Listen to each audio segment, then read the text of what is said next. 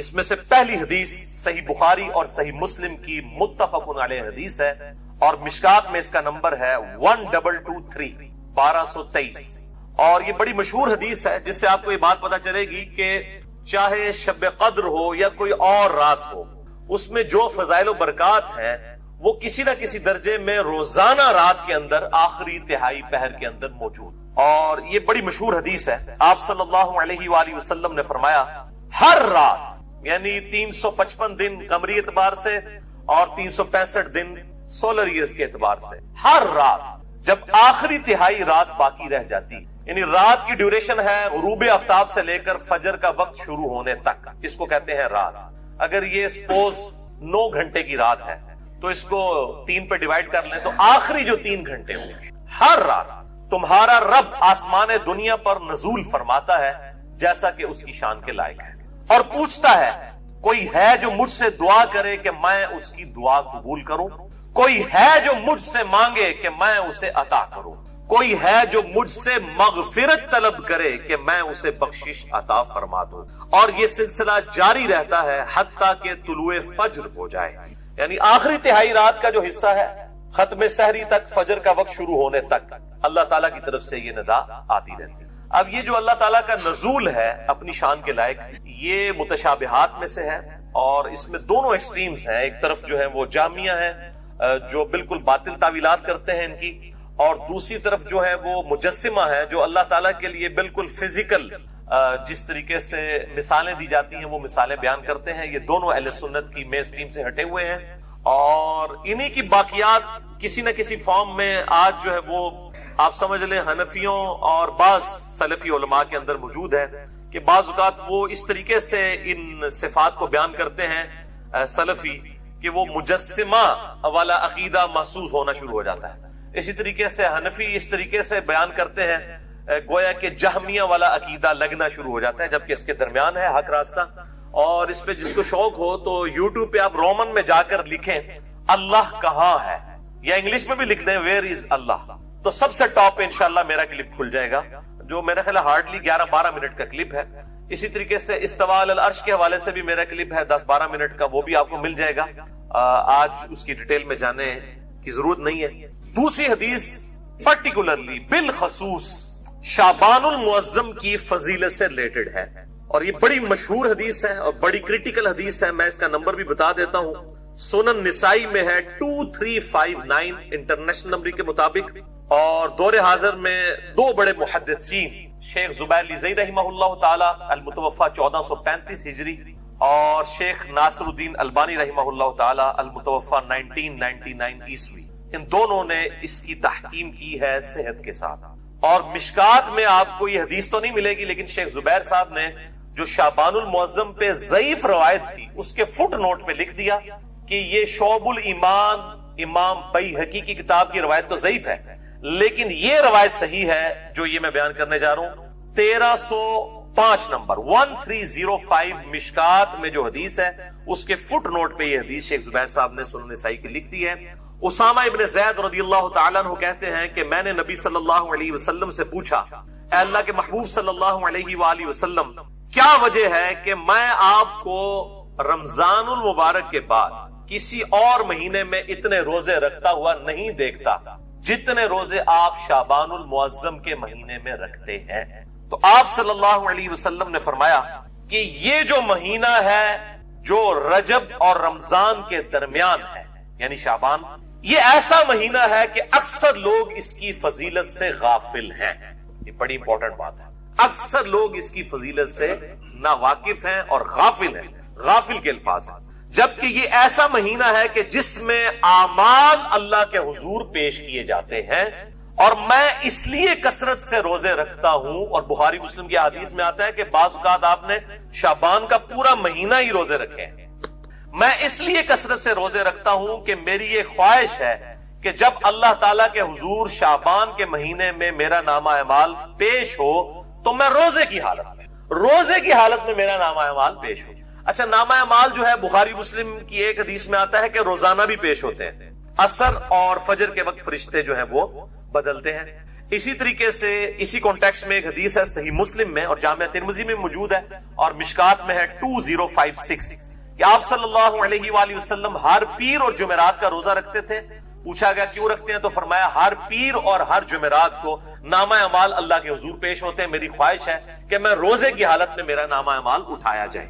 یعنی ہفتہ وار بھی پیشی ہوتی ہے پیر اور جمعرات کو, روزانہ جو ہے عصر اور فجر کے وقت, اور ہفتے میں پھر وہ کمبائنڈ فارم میں جس طرح ہمارا بھی ہوتا ہے کہ ایک سال کا بجٹ آتا ہے, پھر مہینوں پہ ڈیوائیڈ ہوا ہوتا ہے, پھر منی بجٹس ہوتے ہیں. تو اللہ تعالیٰ کا بھی جو سال کا پورا سیشن ہے وہ شب قدر ہے جو رمضان کے آخری عشرے کی طاق راتوں میں, اور جو ہفتہ وار ہے وہ اس اعتبار سے پیر اور جمعرات اور روزانہ فجر اور عصر کے وقت, اور سال میں ایک مہینہ اللہ تعالیٰ نے مخصوص کیا ہے.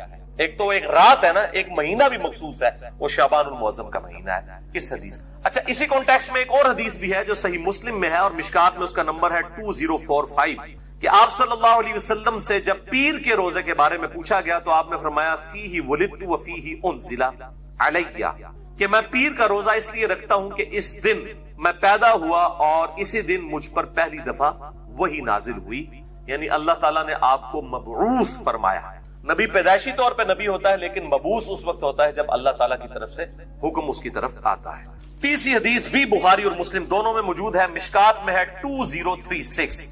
اما عائشہ رضی اللہ تعالیٰ عنہ کہتی ہیں کہ میں نے رمضان مبارک کے علاوہ آپ صلی اللہ علیہ وآلہ وسلم کو کسی بھی اور مہینے میں اتنے روزے رکھتے ہوئے نہیں دیکھا جتنا کہ شعبان کے مہینے میں روزے کثرت کے ساتھ رکھتے ہوئے دیکھا ہے. چوتھی حدیث صحیح مسلم سے مشکات میں ہے 2036. اس میں اما عائشہ کے الفاظ ہیں کہ آپ صلی اللہ علیہ وسلم شعبان کا پورا مہینہ ہی روزہ رکھا کرتے تھے. اب یہ دونوں طرف تطبیق آپٹیمل سولوشن یہ ہوگا کہ اکثر آپ کا عمل یہ تھا کہ آپ صلی اللہ علیہ وسلم پورا مہینہ ہی روزہ رکھا کرتے تھے شعبان کا, بسا اوقات بیچ میں سے چھوڑ بھی دیتے تھے, اور یہ دونوں یعنی آپ صلی اللہ علیہ وسلم سے اعمال ثابت ہیں. پانچویں حدیث بھی صحیح مسلم سے, آپ دیکھ لیں یہ ساری کی ساری حدیث بخاری اور مسلم سے ہیں سوائے ایک سنن نسائی والی حدیث, اور مشکات میں ہے 2046 صحیح مسلم کے ریفرنس سے کہ اما عائشہ رضی اللہ تعالیٰ عنہ کہتی ہیں کہ آپ صلی اللہ علیہ وسلم ہر مہینے 3 روزے رکھا کرتے تھے اور اس چیز کی بھی پرواہ نہیں کرتے تھے کہ وہ کن ایام میں ہو. یعنی آپ صلی اللہ علیہ وسلم 3 روزے تو کم از کم رکھا کرتے تھے. مہینے کے ہر ہفتے میں بھی 2 روزے ہوتے تھے, وہ 8 روزے الگ ہیں پیر اور جمعرات کا, اس کے علاوہ مہینے میں 3 روزے, لیکن اس کی پرواہ نہیں کرتے تھے کہ کن دنوں میں ہوں. لیکن ایک عمومی عمل ہے وہ ایام 20 کا ہے. یہ 20 الپس بیضا ہم اردو میں بھی استعمال کرتے ہیں, یعنی جن دنوں میں چاند گول ہو جاتا ہے وہ ایام 20, عربی میں بید کہلائے گا, ضاد آتا ہے اینڈ پہ, اور اردو میں 20 با یا اور ضاد. جن دنوں میں چاند گول ہوتا ہے انہیں کہتے ہیں ایام 20, 13, 14 اور 15 چاند کی راتیں. ان میں آپ صلی اللہ علیہ وسلم کا عمومی عمل تھا. ویسے اگر یہ نہ بھی رکھیں تو باقی دنوں میں ضرور 3 روزے مہینے کے پورا کیا کرتے تھے. اور اس حوالے سے وہ چھٹی حدیث ہے صحیح بخاری اور صحیح مسلم دونوں میں موجود, مشکات میں ہے 2054 کہ آپ صلی اللہ علیہ وسلم نے فرمایا کہ ہر ماہ میں 3 روزے رکھ لینے والا گویا اس طرح ہے کہ وہ ہمیشہ ہی روزہ رکھتا ہے. یعنی ہمیشہ اگر کوئی شخص روزہ رکھے تو اگر مہینے میں 3 روزے رکھ لے تو اللہ تعالیٰ اس کو گویا اس طرح کا ثواب عطا فرمائے گا کہ وہ ہمیشہ روزہ رکھنے والے کے مترادف. اور اسی حدیث میں الفاظ موجود ہیں کہ آپ صلی اللہ علیہ وسلم نے روزانہ روزہ رکھنے سے منع فرمایا, اور فرمایا اگر کسی نے بہت روزے رکھنے ہیں تو داؤدی روزے رکھے, یعنی ایک دن روزہ رکھے اور ایک دن چھوڑ دے. یہ ایز اے لاسٹ ریزارٹ, یعنی مہینے میں آپ یہ ایک روزہ چھوڑ کے ایک روزہ یہ رکھ سکتے ہیں, اس کی اجازت مرحمت فرما دی. اچھا, یہ جو سیم فضیلت ہے جو مہینے میں 3 روزے رکھے اسے پورے سال کے روزوں کا ثواب ملے گا. اب مہینے میں 3 رکھیں تو سال کے کتنے بنے, 12 تیا 36. ایک آسان عمل بھی ہے وہ صحیح مسلم میں ہے اور مشکات میں 2047 کہ آپ صلی اللہ علیہ وآلہ وسلم نے فرمایا جو شخص رمضان کے بعد 6 روزے رکھ لے شوال کے, اب اس میں کوئی شرط نہیں ہے کہ وہ فوراً بعد شروع کرنے ہیں. بعض نے کہا جی ایک فوراً رکھ لو, باقی پاویں پورے مہینے رکھ لو, کوئی تفریق نہیں ہے. پورے مہینے میں جس وقت چاہیں یہ 6 کی گنتی پوری کر سکتے ہیں, چاہے فوراً بات کر لیں چاہے بعد میں شروع کریں, جس وقت مرضی یہ 6 روزے رکھ لے. صحیح مسلم مشکات میں 2047. تو گویا اس طرح ہے کہ وہ پورا سال ہمیشہ ہی روزہ رکھنے والے کے مترادف ہے. تو یہ اللہ تعالیٰ کی طرف سے آسانی ہے کہ آپ 36 روزے رکھ کے بھی اور 6 روزے رکھ کے بھی. جیسے صحیح مسلم میں حدیث ہے کہ سیدہ جویریہ رضی اللہ تعالی عنہا آپ صلی اللہ علیہ وسلم فجر کے بعد کہیں گئے تو دیکھا مصلی پہ بیٹھی ہوئی ہیں. کافی دیر بعد آپ واپس آئے, سورج کافی بلند تھا, وہ اس وقت تک مصلی پہ بیٹھی عبادت کر رہی تھی. تو آپ نے فرمایا کہ تم صبح سے بیٹھی ابھی تک عبادت کر رہی ہو؟ انہوں نے کہا ہاں جی. تو آپ صلی اللہ علیہ وسلم فرمایا کہ میں نے 4 کلمات 3 دفعہ کہے ہیں اور مجھے اس سے زیادہ ثواب مل گیا. سبحان اللہ و بحمدہ عدد خلقہ ورضا نفسہ وزنۃ عرشہ ومداد کلماتہ. یہ 4 کلمات سبحان اللہ و بحمدہ کے ساتھ 3 دفعہ کہہ لیے اور کہا تم سے زیادہ ثواب مجھے مل گیا. وہی اللہ کی رحمت ہے. اسی طریقے سے شوال کے 6 روزے سے بھی پورے سال کے روزوں کا ثواب مل جائے گا. مہینے کے 3 روزے رکھنے سے بھی پورے سال کے روزے. تو آپ چوپڑیاں نالے 2 کرو, جس کو زیادہ شوق ہے وہ 3 روزے بھی رکھے, شوال کے 6 روزے بھی رکھے. باقی میرا اپنا پرسنل جو ہے ایکسپیرینس اور تجربہ یہ کہتا ہے کہ اگر رمضان کے فوراً ساتھ ہی 6 رکھ لیے جائیں تو وہ آسان ہوتے ہیں رکھنے, کیونکہ ایک روٹین بنی ہوئی ہوتی ہے. جب آپ روٹین توڑتے ہیں پھر ذرا مشکل ہو جاتا ہے. جائز تو ہے اور اس میں کوئی قدغن بھی نہیں ہے, لیکن اس وقت فوراً ساتھ رکھ لینا آسانی ہو. 7ویں حدیث بھی بخاری اور مسلم دونوں میں ہے, مشکات میں 1262. سیدنا ابو ہریرہ کہتے ہیں رضی اللہ تعالیٰ عنہ کہ نبی صلی اللہ علیہ وسلم نے مجھے 3 کاموں کی نصیحت کی. نمبر 1, مہینے میں 3 روزے رکھنا, وہی ایام 20 والے. نمبر 2, روزانہ اشراق یا چاشت یا دوحہ یا اوابین, یہ چاروں ایک ہی نماز کے نام ہے. میرا مسئلہ نمبر آپ 30 دیکھ لیں, میں نے اس میں بتایا. چاشت کی کم از کم 2 رکعتیں پڑھ لینا, اور تیسرا سونے سے پہلے وتر پڑھ. ویسے تو افضل ہے آخری پہر میں, لیکن جو شخص مطلب اہتمام نہ کر سکتا ہو تو سونے سے پہلے ضرور پڑھ لے. آپ صلی اللہ علیہ وسلم سے ہر طرح ثابت ہے, سونے سے پہلے بھی اور رات کو اٹھ کے. اور نماز وتر پہ میں نے ڈیٹیل 2 گھنٹے کا لیکچر دے دیا ہے, مسئلہ نمبر 130, مسئلہ نمبر 130, نماز وتر سے متعلق صحیح فقہی احکام و مسائل. 8ویں حدیث سنن نسائی سے ہے, مشکات میں اس کا نمبر ہے 2071. ابن عباس رضی اللہ تعالیٰ عنہ کہتے ہیں کہ آپ صلی اللہ علیہ وآلہ وسلم چاہے سفر ہو چاہے مقیم حالت میں حضر میں ہو, آپ صلی اللہ علیہ وسلم ایام 20 کے روزے کبھی نہیں چھوڑتے تھے, سفر میں بھی رکھتے تھے, 13, 14 اور 15. 9ویں حدیث سیدنا ابو ذر غفاری رضی اللہ تعالیٰ عنہ کے حوالے سے ہے, جامعہ ترمذی میں اور سنن نسائی کے اندر. مشکات میں اس کا نمبر ہے 2057.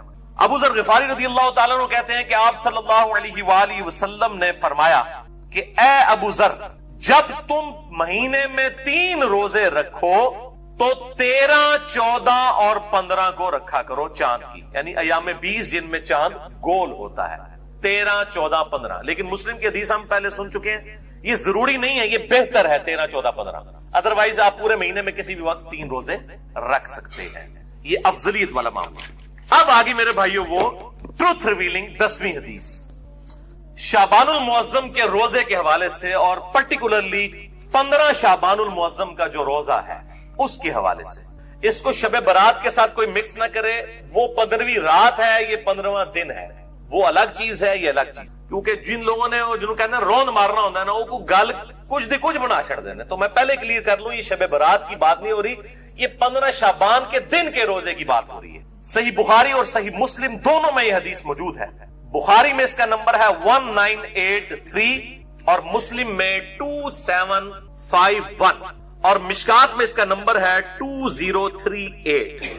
اور اس حدیث سے جو میں رزلٹ نکال رہا ہوں یہ میرا تفرد نہیں ہے, اہل سنت ہی میں سے ایک اہل حدیث میں سے نکلا ہوا آف شوٹ ہے, جماعت المسلمین والے, ان کا بھی یہی موقف ہے. وہ بھی 15 شعبان کے روزے کو نہ صرف سنت بلکہ واجب سمجھتے ہیں. وہ دوسری ایکسٹریم پہ ہیں, میں ان کا بھی رد کر دوں گا. بہرحال وہ 15 شعبان کے روزے کو بخاری اور مسلم کی اس حدیث کے تحت سنت سمجھتے ہیں. سیدنا عمران بن حسین رضی اللہ تعالیٰ عنہ کہتے ہیں کہ نبی صلی اللہ علیہ وآلہ وسلم نے مجھ سے یا کسی اور شخص سے یہ بات پوچھی. اب وہ تابعی کو یاد نہیں کہ انہی سے پوچھی تھی یا کسی اور صحابی سے. کیا پوچھا؟ اصمت من سرر شعبان, کیا تم نے شعبان, سرری شعبان, یہ سرر عربی میں 2 معنوں میں استعمال ہوتا ہے. ایک تو یہ اردو میں بھی ہم سرے کے طور پہ بھی استعمال کرتے ہیں نا, شعبان کے سرے کا روزہ رکھا ہے, یا وہ سرا ہوگا پہلا عشرہ یا ہوگا تیسرا عشرہ. اور ایک جو سرر کا معنی ہے وہ درمیان اور بیچ بھی آتا ہے, کھوکھلی چیز. सेंटर के लिए भी सरर का लफ्ज इस्तेमाल होता है, और ये अप्रोप्रिएट ट्रांसलेशन है, क्योंकि इसको स्पोर्टिव एक और हदीस है जो मैं इंशाअल्लाह ऑन कैमरा भी दिखा दूंगा इंशाअल्लाह। तो तुमने सरर शाबान यानी शाबान के बीच का रोजा रखा है? तो उन्होंने अर्ज किया, नहीं या रसूलुल्लाह सल्लल्लाहु अलैहि वसल्लम। तो आपने फरमाया, फिर जब तुम रमजान के रोजे मुकम्मल कर लो तो शव्वाल के अंदर 2 रोजे रख लेना। यानी ये एक रोजा छूटा है, अब इसके बदले 2 रोजे रख देना। ये तरगीब दिलाने के लिए, को वाजिब नहीं, तरगीब दिलाने के लिए, यानी वो इसके इक्विवेलेंट 2 रोजे हो जाए। बाद लोग इस तरफ गए कि ये जो बीच वाला शाबान है, इससे मुराद अयाम बीज के 3 रोजे हैं। भाई अगर 3 छोड़े होते तो उसके बदले 6 रखवाए जाते, या कम से कम 3 को कम करके तो आपने 2 नहीं करवाने थे। लॉजिकली 3 को 3 तो रखना चाहिए था। तो इससे मुराद एक ही रोजा है 15 शाबान का, सेंटर का, और उसके इक्विवेलेंट फिर कहा गया अगर वो रह जाए तो शवाल में 2 रोजे रखना। ये हदीस बुखारी और मुस्लिम दोनों में है। सही मुस्लिम में एक इसका तरीक है जिसने बिल्कुल ये एम्बिगुइटी जो इबहाम है वो दूर कर दिया। इंटरनेशनल नंबर के मुताबिक 2745 है। ये मिशकात में मौजूद नहीं है, मुस्लिम में है, और इसमें सरर शाबान की जगह लफ्ज है सुर्रती हाज़ा शहर। सुर्रा कहते हैं अरबी में नाफ को। नाफ तकरीबन जिस्म के सेंटर में होती है, ये आप समझ ले सेंटर ऑफ ग्रेविटी है इंसान का। नाफ, नेवल हम इंग्लिश में कह देते से। तो ये सुर्रा वो आता है ना, तहतु सुर्रा और फौकु सुर्रा, नाफ के ऊपर नाफ के नीचे, अला सुर्रा। तो उसमें सुर्रती हाज़ा शहर है। सही मुस्लिम 2745। ये हदीस मेरे भाइयों मैंने घर में नहीं बनाई, ये मैं सबसे ज्यादा चूंकि मसला अहले हदीस को होगा, मैं अहले हदीस का तर्जुमा ही दिखाने लगा हूं। सही मुस्लिम शरीफ मकतबा इस्लामिया की छपी हुई, अलामा वहीदुज़्ज़मान साहब का तर्जुमा है, इंटरनेशनल नंबर के मुताबिक ये छपी हुई है सही मुस्लिम। इसमें मैं आपको हदीस दिखा देता हूं, और इसके ऊपर इमाम नबवी ने जो हेडिंग्स बांधी हुई हैं, चूंकि मुस्लिम के बाब इमाम नबवी ने बांधे हैं, अल मुतवफ़ा 676 हिजरी, इमाम मुस्लिम ने बाब नहीं बांधे थे। उन्होंने भी इस हदीस को लिया है कि ये शाबान के बीच में जो रोजा आता है उससे रिलेटेड है, किनारे वाला नहीं है। किनारे वाली हदीस जो है अलग है, वो मुस्लिम में 2751 है और बुखारी में 1983। लेकिन वो भी फिर इसकी वजह से बीच ही माना लिया जाएगा। जब 3 माने बन रहे हैं तो वो होगा जहां पे सुर्रा के अल्फाज है। ये हदीस दिखा दे दी 2745, ये अरबी भी और साथ इसका तर्जुमा भी, जहां पे मेरी उंगलियां हैं। इसी सिर्फ पेज को कवर करना जरा बड़ा करके नजर आए। और ये सेम वही हदीस है इमरान बिन हुसैन वाली रज़ियल्लाहु ताला अन्हु, ये अलग से कोई हदीस नहीं, और इसमें भी वही अल्फाज है कि आपने पूछा क्या तुमने इस महीने के सुर्रा में रोजा रखा है। रोजे भी कह सकते हैं, रोजा भी, दोनों तरफ जाता है, लेकिन रोजा वाला मामला दुरुस्त है क्योंकि उसके बदले फिर कहा गया कि 2 रोजे रखने हैं अगले तारीख के अंदर जो 2751 है। तो उन्होंने कहा नहीं, तो आप सल्लल्लाहु अलैहि वसल्लम ने फरमाया कि फिर शवाल में 2 रोजे रखना। इसमें तो ये वाले अल्फाज नहीं है सरर वाले, लेकिन इसमें सुर्रा वाले हैं। लेकिन इसमें ये मौजूद है जब तुम इफ्तार करो तो 2 रोजे रखना, यानी जब रमजान की इफ्तारियां गुजर जाए तो शवाल में 2 रोजे। तो ये सुर्रा के अल्फाज हैं, नाफ के, सेंटर के, और ये बिल्कुल सही माना बनता है।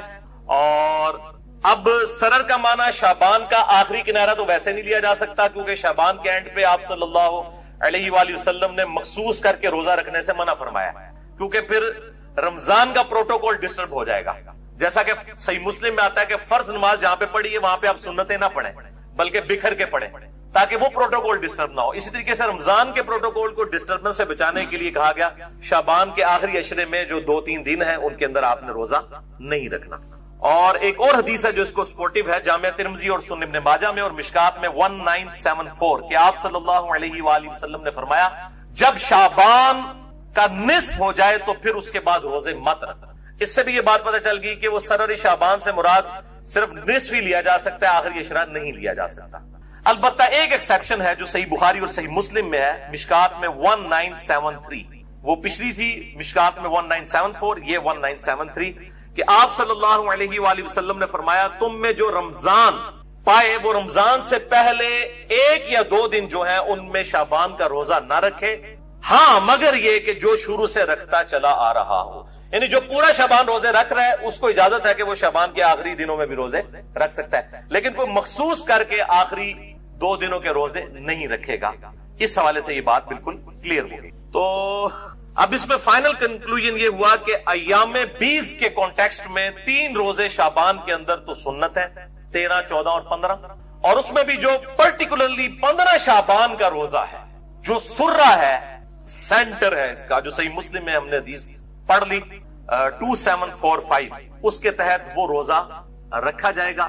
اور جماعت المسلمین والوں کی وجہ سے مجھے یہ چیز پہلی دفعہ ایکسپلور ہوئی، پھر میں نے خود بھی تحقیق کی، اور پھر جو حدیثیں ان کے علم میں بھی نہیں تھی وہ بھی میں نے ڈھونڈ لی. یہ سرہ کے الفاظ والی حدیث ان کے علم میں نہیں تھی، وہ سرر والی صرف لے کے آتے تھے. ہم نے اس میں ویلیو ایڈیشن کی ہے، سرہ والی حدیث بھی ڈھونڈ دی ہے الحمدللہ. تو لیکن وہ کہتے ہیں یہ واجب ہے، واجب نہیں ہے. واجب تو 10 محرم کا روزہ نہیں ہے جو فرض تھا. بخاری اور مسلم میں حدیث ہے کہ 10 محرم کا روزہ رمضان کی فرضیت سے پہلے ہر مسلمان پہ فرض تھا. جب رمضان کے روزے فرض ہوئے تو آپ صلی اللہ علیہ وآلہ وسلم نے حکم عام دیا کہ اب جس کی مرضی 10 محرم کا روزہ رکھے، جس کی مرضی نہ رکھے. اور وہ بھی پھر بعد میں کہا گیا 9 اور 10 2 ملا کے رکھنے ہیں، وہ الگ سے ایک ٹاپک ہے. تو جب 10 محرم کا روزہ جو رمضان سے پہلے فرض تھا اس کی فرضیت ختم ہو گئی رمضان کی وجہ سے، تو یہ 15 شعبان کا روزہ کیسے واجب یا فرض ہو سکتا ہے؟ بر سنت ہے اور اس کی ترغیب دلائیں. اس کے اوپر مٹی ڈالی ہوئی تھی لوگوں نے اور وہ فوراً فکر پڑ جاتی تھی نہیں جی وہ 15 شعبان کے روزے کی بات کریں گے تو لوگ شب برات منانا شروع کر دیں گے. یہ تو اسی طریقے سے صحیح مسلم میں حدیث ہے قبروں پہ جاؤ تاکہ آخرت کی یاد آئے. تو کوئی کہنے جی یہ مسلم کی یہ حدیث نہ بیان کریں، لوگ قبروں پہ جائیں گے تو قبروں سے مانگنا شروع کر دیں گے. یہ وہی چیز ہے کہ ناک میں مکھی بیٹھے تو ناک ہی کاٹ دو، بھائی مکھی کو اڑائیں آپ. تو یہ جو علماء کے فرقہ وارانہ تعصب پر مبنی رویے ہیں، اب آج تو زیر عتاب اہل حدیث علماء میں، اس کے علاوہ بھی جو بریلوی دیوبندی ان کے اندر اس سے زیادہ خرابیاں پائی جاتی ہیں، اہل تشیع کے اندر اس سے زیادہ خرابیاں پائی جاتی ہیں. میں سب کو مطلب پرٹیکولر کر رہا ہوں. ظاہر ہے کہ بعض اوقات کسی ایک کا دن ہوتا ہے، آج چونکہ ان کا دن آیا ہوا ہے اور اس کے بعد اب بریلیوں والا معاملہ شروع ہو جائے گا. شب برات کے حوالے سے کوئی روایت بھی صحیح سند سے ثابت نہیں، البتہ ایک تابعی کا قول ہے، میں وہ بیان کر دوں گا انشاءاللہ تعالی.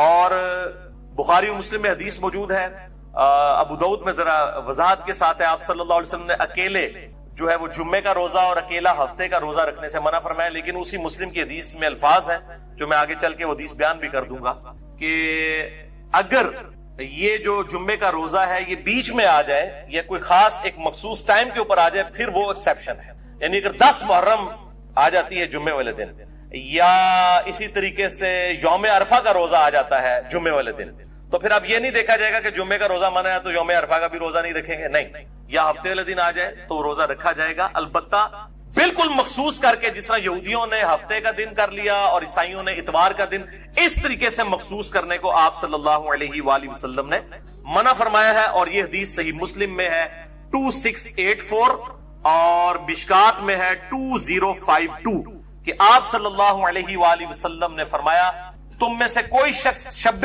جمعہ کو قیام کے لیے اور جمعے کے دن کو روزے کے لیے مخصوص نہ کر لے سوائے اس کے کہ تمہارے روزوں کے درمیان وہ آ جائے. اگر وہ کوئی ایسا معاملہ ہے جو علیحدہ سے فضیلت موجود ہے، یا آپ کنزیکٹو روزے رکھ رہے ہیں یا الگ سے فضیلت ہے، اس کی پھر ایکسیپشن ہے. اور بیسیکلی یہود و نصارہ کی مخالفت کے لیے بات کی گئی، لیکن افسوس امت صرف جمعے کی نماز ہی پڑھتی ہے اکثر. حالانکہ آپ صلی اللہ علیہ وسلم نے کہا کہ اس طرح کے سے تم نہ بن جانا یہودیوں کی طرح عیسائیوں کی طرح، نعوذ باللہ من ذالک. تو میں پھر کلیئر کر دوں کہ یہ 15 شعبان کے روزے کی بات کر رہا ہوں، شب برات کے روزے کی بات نہیں میں کر رہا. یہ دو الگ چیزیں ہیں، ان کو بالکل مکس نہ کریں. باقی پھر بھی کسی نے روند مارنا ہے تو اس کا تو کوئی علاج نہیں. ہم صرف بات کھول کر بیان کر سکتے ہیں، اس کے بعد اگر کوئی بیچ میں سے ایسی چیزیں نکالنا شروع کر دے تو اس کا پھر کوئی علاج نہیں ہے. وہ پھر پبلک خود فیصلہ کر لیتی ہے کہ یہ کون سی بات صحیح ہو رہی ہے اور کون سی غلط. اب میرے بھائیوں 5 ضعیف الاسناد احادیث شب برات کے حوالے سے اور ایک صحیح سند کے ساتھ جو قول ہے ایک تابعی کا، میں وہ بیان کروں گا. لیکن اس کی ڈیٹیل میں جانے سے پہلے آپ ایک دفعہ درود شریف پڑھ لیجیے. اللہم صلی علی محمد وعلی آل محمد کما صلیت علی ابراہیم وعلی آل ابراہیم انک حمید مجید.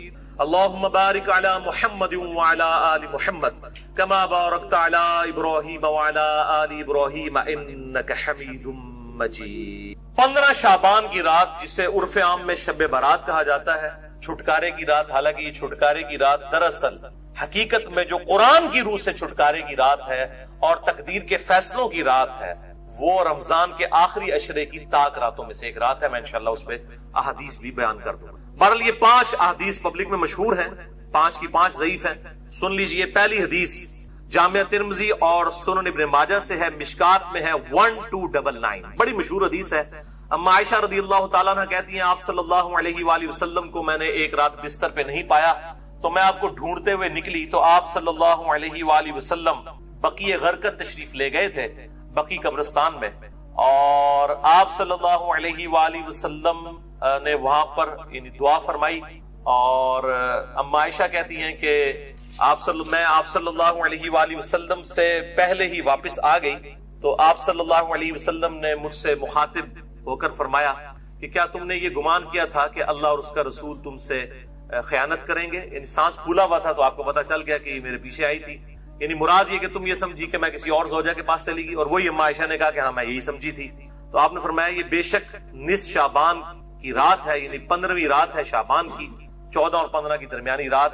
اس رات اللہ تعالیٰ آسمان دنیا پر نزول فرماتا ہے جیسا کہ اس کی شان کے لائق ہے، اور بنی کلب کی بکریوں کے بالوں سے بھی زیادہ لوگوں کی مغفرت کر دیتا ہے۔ لیکن یہ روایت ہے ضعیف۔ ڈاکٹر طاہر القادری صاحب یہ روایت پڑھتے پڑھتے ٹھٹک گئے، کیونکہ اس کے آگے لکھا تھا امام ترمذی نے کہ روایتی جعلی ہے، لیکن یہ علماء اتنے بے شرم ہیں اور بالکل خیال نہیں کرتے ہیں کہ آدھی حدیثیں پڑھتے ہیں، اور چلے کوئی جاہل ہو تو ہم اس کو بینیفٹ آف ڈاؤٹ دے سکتے ہیں، لیکن اگر کوئی عالم اس طرح کی کام کرے گا تو اس کو تو پھر ہم نہیں چھوڑیں گے۔ یہ بے شرمی کی انتہا ہے اور علمی خیانت کی انتہا ہے۔ ٹھٹک گئے۔ آگے کے الفاظ ہیں، امام ترمذی کہتے ہیں کہ یہ روایت منقطع ہے، سب سے شدید جرح ہے کہ راویوں کی ملاقات ہی نہیں آپس میں، اور وہ کہتے ہیں اس میں جو تبع تابعی ہے یحییٰ بن کثیر، اس کی ملاقات تابعی عروہ سے ثابت نہیں جو سیدہ عائشہ کے بھانجے تھے، اور جو تبع تابعی ہے حجاج، اس کی ملاقات یحییٰ بن کثیر سے سما ثابت نہیں ہے۔ اور پھر ساتھ امام ترمذی نے لکھا کہ میں نے اپنے استاد امام بخاری رحمہ اللہ تعالی جنہوں نے صحیح بخاری لکھی ہے، ان سے جب اس حدیث کے بارے میں پوچھا تو انہوں نے بھی کہا یہ حدیث صحیح نہیں ہے، یہ حدیث ضعیف ہے، اور یہ سارے حکم انہوں نے بتائے۔ البتہ ایک حدیث ہے صحیح مسلم میں 2256 جس میں رات کا تو ذکر نہیں کہ یہ کون سی تھی، بہرحال یہ الفاظ موجود ہیں صحیح مسلم 2256 کہ آپ صلی اللہ علیہ وسلم ایک دفعہ رات کو اٹھ کے قبرستان بقیع غرقد چلے گئے، 3 دفعہ یوں ہاتھ اٹھا کر آپ نے دعا کی، بڑی لمبی دعا کی، اما عائشہ بھی پیچھے پہنچی، اور پھر بعد میں پہلے ہی وہ آگے اپنے بسترے پہ سانس بھولا ہوا تھا، آپ نے فرمایا کہ تو میرے پیچھے آئی تھی، تو نے کیا سمجھا اللہ اور اس کا رسول خیانت کریں گے، سیم وہی الفاظ ہے۔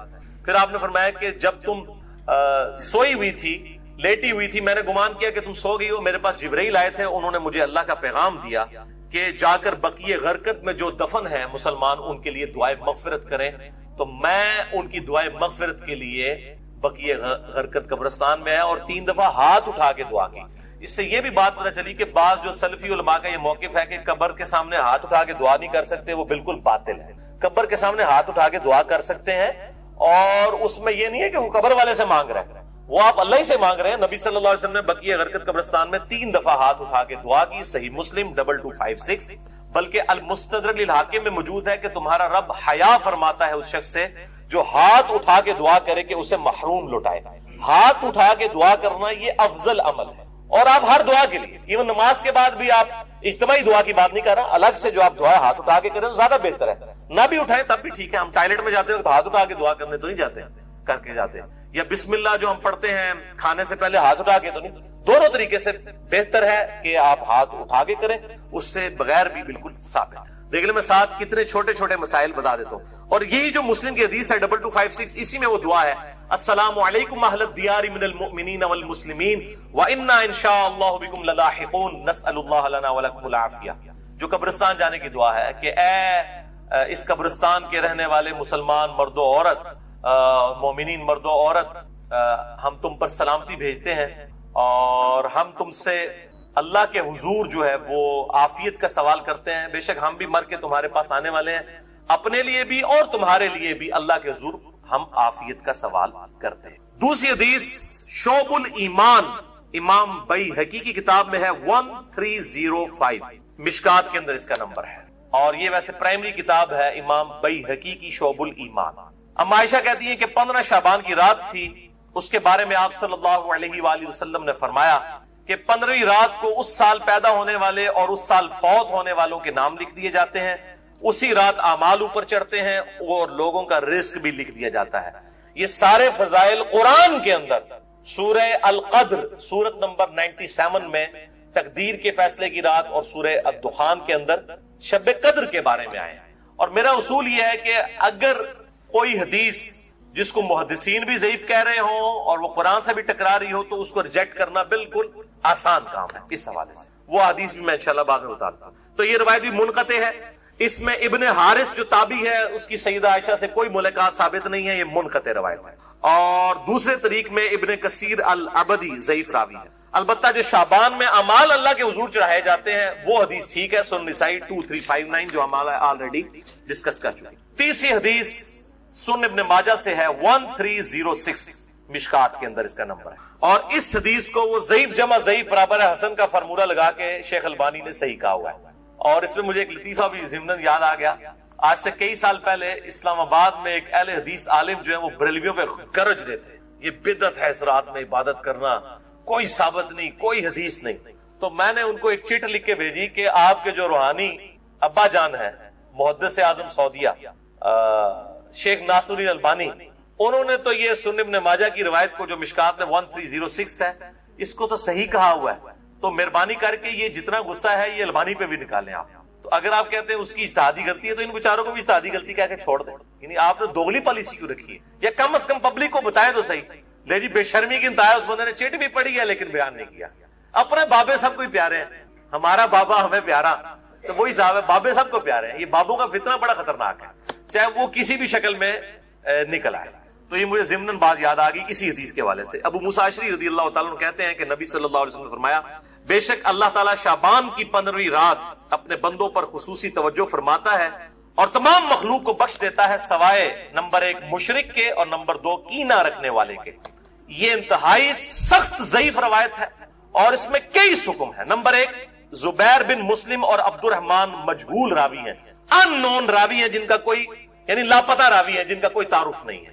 دوسرا ابن لہیہ اور ولید بن مسلم، یہ دونوں مدلس ہیں اور ان سے روایت کر رہے ہیں اور سما کی تصریح کوئی نہیں. اور شیخ زبیر صاحب نے مشکات 1306 کے فٹ نوٹ پہ لکھا کہ اس کی جو سند ہے یہ ظلمات میں ڈوبی ہوئی، یعنی کسی صورت یہ حسن درجے تک نہیں پہنچتی ہے. یہ تو ضعیف میں بھی سخت ترین ضعیف روایت ہے. اور اس میں پھر اب وہ 11,000 وولٹ والی روایت یہاں پہ بیان کر دوں جو کہتے ہیں ہم صحیح اور ضعیف کا فرق نہیں کرتے، اور میری مجبوری ہے اس کے بغیر یہ دماغ میں ڈرل نہیں ہوتا یہ روایت میں بیان نہ کروں. مشکات میں ہے 4902 مسند احمد اور امام بخاری کی الادب المفرد کے حوالے سے. امام بخاری کی بھی ساری حدیثیں صحیح نہیں ہیں، صرف صحیح بخاری کی روایتیں صحیح ہیں. الادب المفرد میں یہ ضعیف روایت ہے. اور اگر ہم ڈاکٹر طارق قاضی صاحب کہتے ہیں ہم امام حنیفہ کے مقلد ہیں، آپ بخاری کے مقلد ہیں، اگر ہم بخاری کے مقلد ہوتے اس روایت کو صحیح مانیں. مشکات میں 4902 ہے کہ جو شخص اپنے جہلی نسب پر فخر کرے تو اس کو پھر تم کہو کہ تم اپنے جہلی نسب پہ فخر کرتے ہو، اسے کہو کہ اپنے باپ کی شرمگاہ کاٹ کے اپنے منہ میں رکھ لے، نعوذ باللہ من ذالک. اور یہ بات اس سے کنایے سے نہ کرو، ڈائریکٹ کرو. اتنی بےہودہ بات آپ صلی اللہ علیہ وسلم کبھی کہہ سکتے؟ وَإِنَّكَ لَعَلَىٰ خُلُقٍ عَظِيمٍ، اخلاق کے بلند ترین درجے پہ فائز. اور بخاری اور مسلم کی حدیث کہ آپ صلی اللہ علیہ وآلہ وسلم میں کنواری لڑکیوں سے زیادہ شرم و حیا تھی، وہ اس قسم کی بات کر سکتے تھے؟ اس میں بھی یہی حکم ہے. اس میں حسن بصری مدلس ہیں اور ان سے روایت کر رہے ہیں، اور صحیح مسلم کے مقدمے میں موجود ہے کہ مدلس کی ان والی روایت سما کی تصریح کے بغیر ضعیف ہوگی. مسئلہ نمبر 36 میرا سن لیں، ضعیف الاسناد اور من گھڑت احادیث کے فتنے کا تحقیقی جائزہ جسے شوق ہو.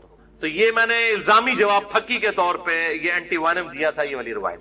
چوتھی حدیث مسند احمد سے ہے، مشکات میں ہے 1307 عبداللہ ابن عمر بن عاص، سیم الفاظ ہیں وہی کہ 15ویں رات کو سب کی مغفرت ہو جاتی ہے، لیکن اس میں الفاظ ہیں سوائے خودکشی کرنے والے کے اور کینہ رکھنے والے کے. لیکن اس میں ابن لہیہ جو ہیں وہ مدلس، اس میں تو نہیں ہے، ویسے وہ مدلس راوی ہیں لیکن اس میں ان کی روایت اختلاط کے بعد کی ہے، یعنی جب ان کا حافظہ بگڑ گیا تھا. یہ امام حاکم نے المستدرک الحاکم میں کئی روایتوں کو بخاری مسلم کی شرط پہ صحیح کہا ہے، اور بات بھی صحیح ہے کہ بخاری اور مسلم کے راویوں سے وہ حدیثیں ہیں، لیکن ان میں کئی راوی ایسے ہیں، کئی صحابہ بھی ایسے ہیں کہ وفات سے پہلے وہ اپنی حدیثوں کو مکس کر جاتے تھے، حافظہ کمزور پڑ گیا.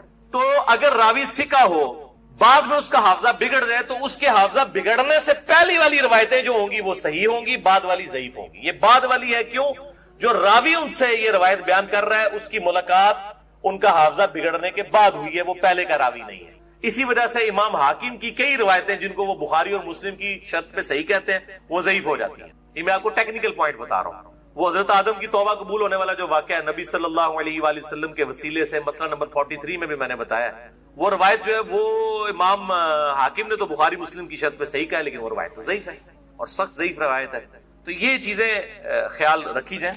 اور یہاں پہ میں ایک ضمناً اور بات بھی عرض کر دوں کہ یہ اہل تشیع کے ہاں بھی شعبانیہ منایا جاتا ہے 15 شعبان کی رات کو. وہ شب برات نہیں منا رہے ہوتے ہیں، وہ امام محمد بن حسن عسکری کا یوم ولادت مناتے ہیں. ان کے ہاں بھی یہ کانسیپٹ نہیں ہے شب برات والا، لیکن وہ ہمارے بریلوی بھائی خوش ہو رہے ہوتے ہیں کہ انہوں نے بھی لائٹنگ کی ہوئی ہے، ہم نے بھی کی ہے، تے سنی شیعہ دا اجماع بڑھا لیندے نے. دیکھو اجماع کوئی نہیں ہے، وہ اپنے چکر ہی چاہتے ہیں، تسی اپنے چکر ہی چاہتے ہو. ٹھیک ہے، اسی اپنے چکر ہی چاہتے اسی اپنی آخرت کی فکر ہی چاہتے. تو وہ امام محمد بن حسن عسکری کا یوم ولادت. پانچویں حدیث سنن ابن ماجہ سے ہے، مشکات میں 1308. مولا علی رضی اللہ تعالیٰ عنہ علیہ السلام سے ہے کہ جب شعبان کی 15ویں رات ہو تو آپ صلی اللہ علیہ وسلم نے فرمایا دن کا قیام کرو، رات کا قیام کرو، دن کا روزہ رکھو. اب دن کا روزہ الگ سے صحیح مسلم وہ 27 نمبر حدیث تھی اس سے ثابت ہے، اس کی وجہ سے نہیں، وہ الگ سے، کیونکہ غروب آفتاب سے طلوع فجر تک آسمان دنیا پر اللہ تعالیٰ نزول فرماتا ہے اور کہتا ہے کوئی مغفرت کا طالب کہ میں اسے بخش دوں، ہے کوئی رزق مانگنے والا کہ میں اسے عطا کروں، ہے کوئی عافیت چاہنے والا کہ اسے عافیت دوں. اور یہ سلسلہ طلوع فجر تک حتی مطلع الفجر، وہ جو سورہ قدر میں شب قدر کے بارے میں آتا ہے، یہ وہی الفاظ ہیں. یہ روزانہ ہوتا ہے، تہائی رات آخری جب رہ جاتی ہے. بخاری مسلم کے حوالے سے میں حدیث بیان کر چکا ہوں. تو 15 شعبان کا روزہ جو ہے وہ معاملہ بالکل الگ ہے. اس حوالے سے اور کئی روایتیں ہیں. شیخ زبیر الزئی رحمہ اللہ تعالیٰ نے ایک پورا مضمون لکھا تھا جو مقالات کی پہلی جلد کے اندر وہ مضمون موجود ہے. جسے شوق ہے تو وہ پڑھ سکتا ہے. 14-15 صفحوں کا مضمون ہے جس میں انہوں نے یہ ساری بحثیں اس کی ضعیف روایتوں کے حوالے سے کی ہیں، اور انہوں نے ہی ایک صحیح قول بھی ایک تابعی کا لکھا. لیکن چونکہ تابعی کا قول مقطوع ہوتا ہے اور تابعی اگر کوئی غیب کی بات کرے گا تو وہ ضروری نہیں کسی صحابی سے سنی ہو، وہ کسی دوسرے تابعی سے بھی سن سکتا ہے. صحابی کی غیبی خبر جو ہے نا بیان کی ہوئی وہ امپلائڈ ہے کہ نبی صلی اللہ علیہ وآلہ وسلم سے سنی ہے. صحابی کی جو مرسل ہے وہ ایکسیپٹیبل ہے، اسے ہم موقوف روایت کہتے ہیں. تابعی کی مرسل ایکسیپٹیبل نہیں، اس کو ہم مقطوع کہتے ہیں. یہ غیبی خبر سے متعلق ہے، لیکن یہ تابعی تک قول ثابت ہے. اس کا مطلب یہ ہوا کہ اس زمانے میں بھی یہ مسئلہ موجود تھا. مکحول تابعی ہیں شام کے، یہ مشہور تابعی ہیں، اور ان کے بارے میں مشہور ہے کہ اکثر مرسل روایتیں چھوٹے ہوئے واسطوں والی بیان کرتے تھے. شعب الایمان امام بیہقی کی کتاب میں انٹرنیشنل نمبر کے مطابق 3671 نمبر یہ روایت ہے. وہ کہتے ہیں کہ 15ویں شعبان کو اللہ تعالیٰ زمین والوں کی طرف متوجہ ہوتا ہے 15ویں شعبان کی رات کو، اور کافر اور کینہ رکھنے والے کے سوا سب کو بخش دیتا ہے. اب یہ روایتیں اتنی زیادہ ہیں کہ اس کی وجہ سے بعض اہل حدیث علماء کا بھی یہ موقف ہے کہ کچھ نہ کچھ اس کی اصل موجود ہے. اکثر تو نہیں مانتے لیکن کچھ اہل حدیث علماء بھی مانتے ہیں، اور دیوبند بریلوی تو ویسے ہی مانتے ہیں. اور میرا موقف شروع سے جو تھا وہی ہے کہ میں ہمیشہ فتویٰ نہیں لگاتا، خود کرتا نہیں ہوں، کسی پہ فتویٰ نہیں لگاتا.